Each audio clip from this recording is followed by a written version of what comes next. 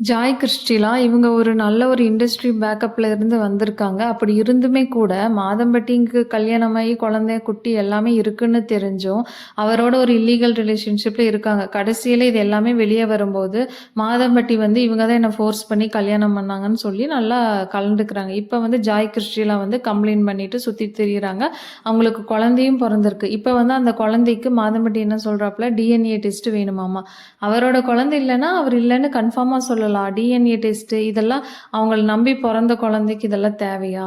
End of the டே என்ன ஆவுதுன்னா, ஒரு பொண்ணு வந்துட்டு ஒரு இல்லீகல் ரிலேஷன்ஷிப்ல இருந்தான்னா, ஒரு ஆம்பள வந்து எப்ப வேணாலும் அந்த பொண்ண தேவைக்கு யூஸ் பண்ணிட்டு, கடைசியில தன்னோட குடும்பம், குழந்தை, குட்டி, கௌரவம், தன்னோட அம்மா, அப்பான்னு வரும்போது கண்டிப்பா இப்படிதான் கழட்டி விடுவாங்க. ஸோ முடிஞ்ச வரைக்கும் யாரையும் நம்பாதீங்க.